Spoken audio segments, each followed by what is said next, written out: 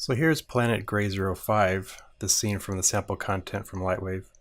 And this particular scene is a little bit different than the previous four in the fact that this has animation, plus there's additional objects in the scene that affect the displacement of the surface of the volume.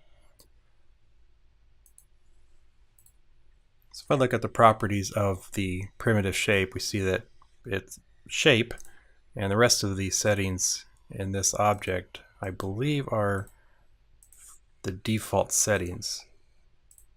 So if we actually click on one of the null objects and look at the properties here, we see that the primitive type is a mesh attached to this null object. Here are some of the settings. This one has a custom object added to it, which is the ball shape.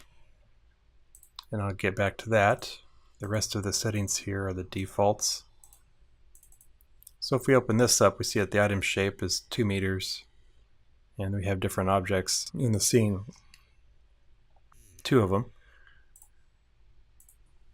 And I'll open up the properties of the other primitive, and these settings look to be the same.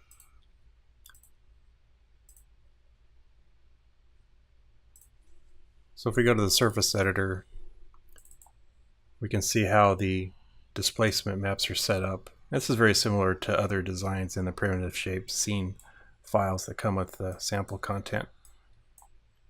All in all, they are put together and come out with a displacement map.